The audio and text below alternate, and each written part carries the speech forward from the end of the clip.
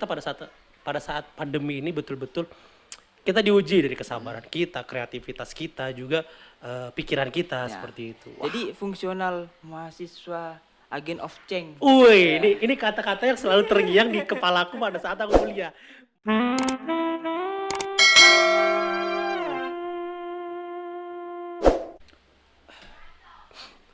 Well guys, assalamualaikum warahmatullahi wabarakatuh. Balik lagi di Dibilang Podcast. Ya, hari ini aku kedatangan tamu cukup jauh dari Sepinggan. Sepinggan.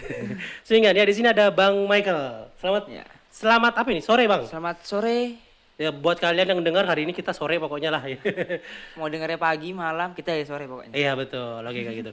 Nah, Bang Michael ini adalah salah satu mahasiswa tingkat Sekian. di universitas salah satu universitas di Kota Balikpapan seperti itu ya. Nah, aku pengen tanya-tanya nih, gimana sih kehidupan mahasiswa? Kehidupan mahasiswa di tengah pandemi seperti ini, sebelum dan sesudah adanya pandemi seperti ini. Oke Kak, bisa diceritakan sedikit? Jadi kalau misalnya mahasiswa dari kehidupan saya pribadi nih ya. Ya, dari sudut pandang Kak Michael. Nah, sebelum pandemi mungkin kita bisa ngumpul bareng di kantin, Oh ya, bisa asik jalan, janjian gitu kan. Wih, Nah, sih. besok kemana nih? Iya, Ayo, iya. Sherlock. Ya. Sherlock, mantap. Terus juga bisa kuliah bisa tetap muka Tatap muka langsung. ya. Datang ke Nah, kelas ya gitu ya, rame nah, borongan gitu ya. rame-rame kayak masih orang Balikpapan ngomongin bubuan lah. Bubuan Wah, ya, masuk bubuan kelas langsung. semua Wah. datangan gitu ya, wis mantap. Baru kalau misalnya saat pandemi ini, Sedih. waduh. Pak. Sedih. Di kantin biasa rame, Sepi ya, tutup warungnya. sendirian. Ngopi kalau kagak ada temennya mana enak gitu ya. Tapi kantin tetap buka Kak di kampus. Tetap buka. Tetap buka ya. Oh, alhamdulillah berarti masih ada pendapatan buat ibu Ya. kantinnya. Tapi perbedaan yang paling nyata deh, perbedaan paling nyata antara kehidupan sebelum dan sesudah pandemi ini gimana Kak? Kalau misalnya sesudah sama sebelum, Heeh. nyatanya ya kita nggak bisa masuk kuliah lah. Kita harus gunakan aplikasi terus. Oke. Ya. Berarti kebutuhan pakai data meningkat. Ah, betul lagi.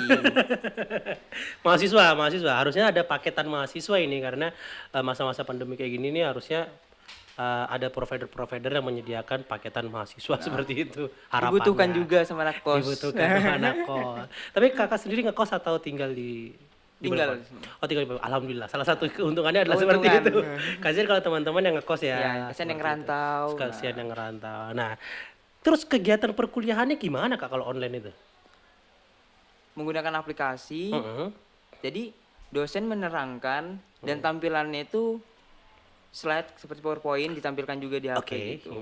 Jadi kita zoom sambil nyatat. Apalagi saat ini sedang UAS. Oh lagi ulangan ya bahasanya. Ya. Ulangan. Ulangan akhir semester. Wih. Mau naik tingkat. Ya. Enak kalau misalnya langsung kan Bisa datang, bisa nyerpe. Tapi kan kalau online lebih enak lagi nyerpenya. Kan batas waktu, Pak. Pagi nih. Oh gitu ya.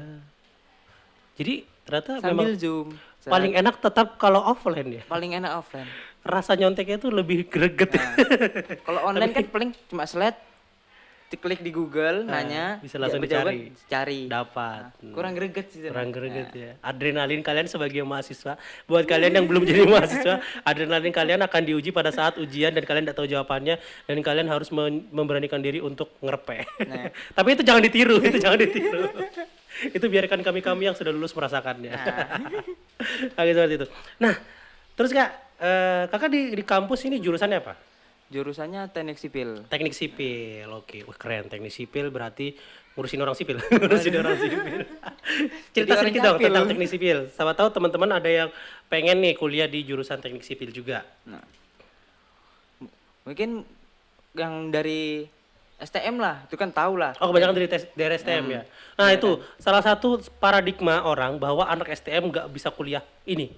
STM itu bisa ngelanjutin kuliah. kekuliahan. Sekarang sudah banyak jurusan-jurusan yang sesuai dengan minat dan bakat kalian seperti itu. Aku juga dulu lulusan STM dan aku juga kuliah. Gitu.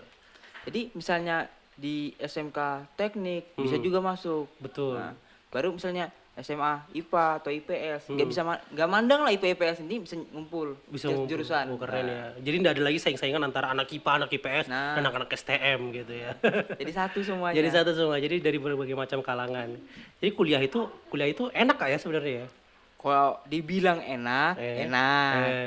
Tapi biasanya banyak teman-teman yang kuliah ini menemukan cinta sejatinya. Aduh. kita nggak munafik loh ya. Kebanyakan juga teman-teman yang apa ya lagi falling in love itu kebanyakan di tingkat mahasiswa ini waktu untuk bersama itu lebih panjang, 4 tahun kan. 4 tahun. Kalau sekolah kan 3 tahun aja kan. Bisa jadi yang 4 tahun bisa 5 tahun, 6 Nah, tahun, 7 tahun. itu kan tergantung lama studi. Seperti itu. Jadi kalau ada lagu kemarin yang mengatakan kisah kasih di sekolah, itu berarti tidak kuliah dia. Iya. Karena di Cukup kuliah sampai di ternyata sekolah aja. Cuma di sekolah aja. Karena di kuliah itu lebih wah rasanya gitu ya kalau ketika kita karena sudah jenjangnya sudah memasuki usia-usia matang seperti itu. Tapi pada saat pandemi kalian pacarannya online. Online. Perbanyak paket Anda ya.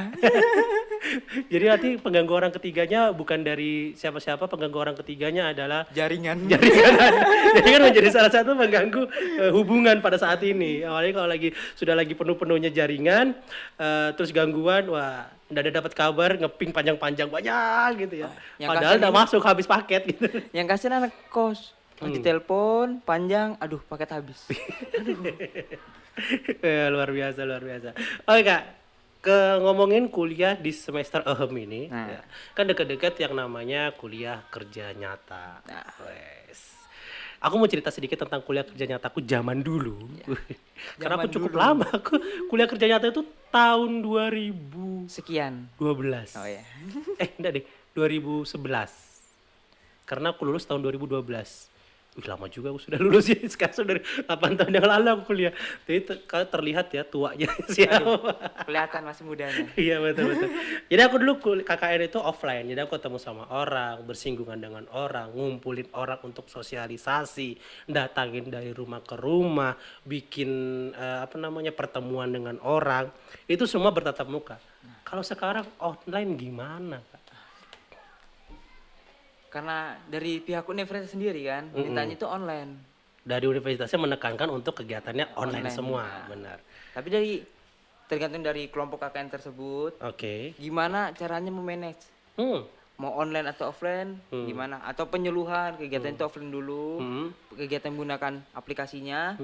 Setelah pemahaman kepada masyarakat, orang tua, masyarakat yang masih muda, pemuda-pemuda, kalangan kekelurahan lah, orang-orang yang kerja situ, baru kita bisa melakukan kegiatan online. Nah. Berarti secara nggak langsung memang harus ada kegiatan tatap muka terlebih dahulu ya. Kayak pengantar lah ya, pengantar dulu. Bu ibu bapak-bapak kita mau ngadain seminar tapi online nih. Sudah ngerti cara pakainya? Kan biasanya begitu ya. Perlu digunakan. Iya. Karena nggak semua melek teknologi orang-orang seperti itu. Takutnya ketika memang kita mau melakukan penyuluhan untuk online malah jadi kendala gitu kan. Nah, itu menjadi salah satu tantangan buat mahasiswa yang lagi KKN zaman sekarang karena KKN diwajibkan dari universitasnya yaitu kegiatannya online seperti itu. Tapi gimana ya? Kalian harus punya inovasi gimana caranya untuk pendekatan kalian kepada masyarakat tetap dilakukan dengan kontak langsung tapi tetap menjaga protokol kesehatan seperti itu. Ya itu mahasiswa itu kayak seperti diuji. Iya betul. Ujian pada saat ini mahasiswa lebih nyata. Lebih nyata. Jadi kuliah kerja nyata kalian semi nyata dan nyata karena kuliah kerja maya jadinya kalau di online. Jadinya bukan kuliah kerja nyata, kuliah kerja maya jadinya. Karena melalui media sosial seperti itu. Oke, gimana Kak? Dan juga kalau misalnya kalau kita bahas nih ya KKN sebelumnya yang offline bisa menemukan cinta lokasi. Oh iya betul, cinta lokasi. Dulu aku KKN sempet tuh temanku banyak yang cinlok gitu lah. Nah kalau online gimana coba cinlok kayak gitu kan? Cinline, cinta online. Yang dipoto sama yang aslinya beda. Ketemu di aplikasi. Betul. Mau pacaran, belum ketemu orangnya. Iya. Berarti Kak, nanti untuk grupnya pun di dalam satu grup online, bukan kita, tapi ada kan kita meeting dalam satu grup gitu untuk pertemuan. Ya, ada. Pasti ada ya. Pasti ada. Cuma mungkin waktunya nggak bisa lama, karena memang protokol Protokol kesehatan kita, kesehatan. membatasi untuk pengumpulan orang itu tidak lebih dari 50 orang atau tidak lebih dari 10 orang seperti itu ya. Ya. Tapi kalau untuk saat ini satu kelompok KKN ada berapa orang? Kelompok KKN ada yang 20, ada juga yang 21. Oh banyak ya. Lumayan. Kalau zamanku dulu satu kelompok itu maksimal 8 orang.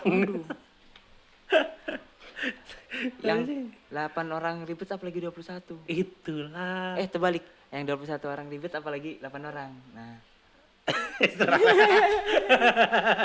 Karena gitu. Gak tahu juga sih. Mungkin beda universitas, beda perlakuan ya. Ya. Aku dulu KKN 3 bulan. 3 bulan KKN. Kalau kakak KKN? Yang di kemarin pas bimbingan tuh 1 bulan. 1 bulan. Kalau sudah nyaman bisa seterusnya. Oh gitu? Boleh gitu? Tergantung dari pembimbing sih. Oh. Kalau misalnya pembimbingnya memperbolehkan. Tapi enggak takut ketinggalan kuliah yang lagi jalan? Kan masih libur ini. Kita kan KKN pada saat Oh KKN pada saat liburan ya? Enak ya. Enak ya kuliah di sini ya, KKN saat liburan ya. Kalau aku dulu KKN pada saat ya kita kuliah. Jadi kalau kita nggak masuk itu hitungannya kita ya absen gitu. Wah mantap. Makanya ini ujian selesai, urusin KKN. Oh iya betul. Tapi sudah ada persiapan untuk KKN online ini kak? Kalau persiapan untuk yang online, kita sih baru programnya aja. Oh baru program, oke. Kalau yang offline lah itu sudah gambar-gambaran ya seperti KKN biasanya lah. Betul. Coba kalau untuk yang program yang online, contohnya seperti apa kak? Mungkin untuk program online kita bisa penyuluhan kepada masyarakat penggunaan aplikasi agar masyarakat bisa hadir di aplikasi daring. Mungkin ada pembahasan tentang lingkungan atau pembahasan tentang mungkin pandemi seperti ini. Oh gitu. Nah. Oh gitu agar bisa dapat pembelajaran juga kepada masyarakat. Oh betul. Gitu. Ini juga salah satunya adalah membangun masyarakat yang melek teknologi jatuhnya kayak seperti ya. Karena kan banyak masyarakat zaman sekarang itu yang bingung untuk menggunakan media sosial ataupun media online untuk kegiatan pertemuan. Apalagi contohnya pada saat pendaftaran anak-anak sekolah ini kan banyak yang menggunakan daring ya. Dan itu menjadi polemik tersendiri karena data setiap hari berubah dan orang itu kalau tidak update itu nggak tahu gitu ya. Betul. Memang betul kita pada saat pandemi ini betul-betul kita diuji dari kesabaran kita, kreativitas kita juga pikiran kita seperti itu. Wah. Jadi fungsional mahasiswa agent of change. Ini kata-kata yang selalu terngiang di kepalaku pada saat aku kuliah. Mahasiswa sebagai agent of change. Kita mau ngerubah apa? Ngerubah diri sendiri aja belum bisa gitu kan. Ini mau merubah tatanan hidup. Sekarang tatanan hidup sudah berubah. New normal ini ya. Berubah semuanya. Berubah semua akhirnya. Tapi nggak tahu itu dipengaruhi mahasiswa atau bukan ya. Sangat berpengaruh.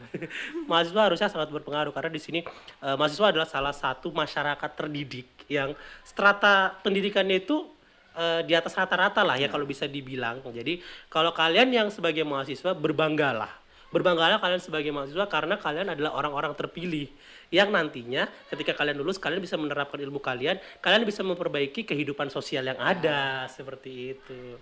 Dan juga mahasiswa di mana pada saat kuliah mungkin semester awal belum pernah terjun ke masyarakat, belum pernah bersentuhan dengan masyarakat, pengobrolan, pembahasan, dan saat ini mungkin diperlukan. Betul.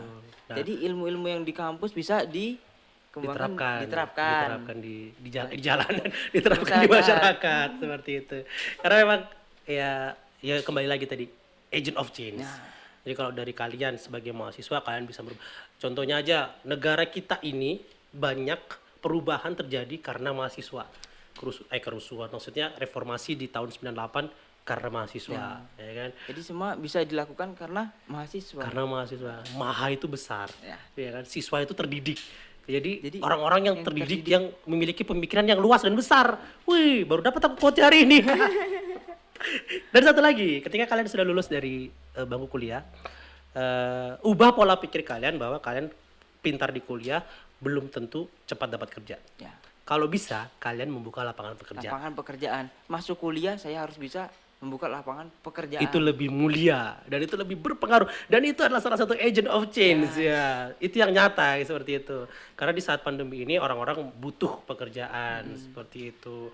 Kalaupun kalian belum bisa membuat sebuah lapangan pekerjaan, setidaknya kalian berpengaruh terhadap kehidupan sosial seperti itu. Contohnya kayak membantu UMKM masyarakat. Betul, UMKM itu perlu dibantu seperti itu. Atau kegiatan-kegiatan lingkungan, kegiatan RT. Nah, itu bisa dibantu juga. Seminar-seminar, penyuluhan-penyuluhan itu juga salah satu cara Kak ya, seperti itu. Nah, karena sekarang juga sudah online, tantangannya kembali lagi. Iya. Kalian harus menguasai medianya. Kalau kalian punya materi tapi tidak menguasai media, oh percuma gitu kan. Kalian punya materi tidak punya audiens. Betul lagi. Karena audiensnya tidak bisa dikumpulin nih sekarang ini. Tapi salah satu keuntungannya adalah ketika kita online, ngumpulin masanya lebih susah tapi konsumsikan masanya lebih murah. Nah, Kita nggak perlu kasih konsumsi. Biasanya kalau offline ngumpulin orang kasih konsumsi. Sekarang nggak perlu. online masa ditanyain kotakan. Iya, namun kotak-kotak kirim gambar. Seperti itu. Oke deh Kak, kalau gitu wah keren ya. Ini mungkin kita bisa berlanjut di sesi berikutnya mungkin ya, cerita-cerita seperti ini. Ini Lumayan karena, lah. Iya bagus ini, tapi karena waktu yang mempersingkat kita pada hari ini. Nah, aku pengennya sih masih pengen banyak cerita tentang kegiatan mahasiswa ya. Mungkin nanti temennya Kak Michael ada yang pengen cerita, datang aja ke studio kita cerita tentang mahasiswa. Ya. Karena banyak teman-teman yang lulus sekolah sekarang ini pengen nih jadi mahasiswa. Kan perlu ada sedikit gambaran-gambaran gimana sih jadi mahasiswa. Stigma-stigma yang buruk tentang mahasiswa itu harus kita lawan seperti itu. Agar masyarakat bisa paham dan memperkuliahkan anaknya juga Betul. di universitas lah. Betul, karena pendidikan itu bakalan dibawa sampai mati. Oke Kak Michael, closing statement dong untuk cerita kita pada hari ini tentang perkuliahan yang online, semua serba online. Closing statementnya. Jadi untuk terkhusus untuk mahasiswa, Oke. wah, Mahasiswa? Ayo mahasiswa. walaupun kita tatap mukanya online, kegiatannya online, tapi kita harus bisa menggunakan pemikiran agent of change kita untuk kepada masyarakat, penerapan kepada masyarakat. Betul. Jangan mentang-mentang kita online kita diam aja, malah di hide, layarnya dimatikan. Harusnya kalian tetap bersuara. Walaupun online tetap bersuara seperti itu kayak. Oke deh, keren. Jadi buat teman-teman yang mencari gambaran tentang bagaimana kehidupan mahasiswa zaman dulu dan zaman sekarang, mungkin video ini sedikit memberi referensi kepada kalian. Hadirnya Kak Michael di sini juga sedikit memberi pencerahan tentang jurusan yang beliau emban gitu ya. Jurusan yang beliau emban seperti itu, dan juga tetap ingat mahasiswa adalah agent of change. Apapun jurusan kalian harus bisa berpengaruh kepada masyarakat dan kehidupan sosial. Ya, Oke. Terima kasih Kak Michael sudah datang ke studio. Nanti mungkin kita bisa undang lagi bersama teman-teman yang lain. Video hari ini kita cukupi sekian. Terima kasih teman-teman. Kalau menurut kalian video ini bermanfaat, boleh di-share, minta tombol like-nya. Kalau nggak suka, terserah kalian. Kita ketemu lagi di video-video selanjutnya. Bye-bye. Wassalamualaikum warahmatullahi wabarakatuh. Dah. Terima kasih Kak. Siap. Social distancing.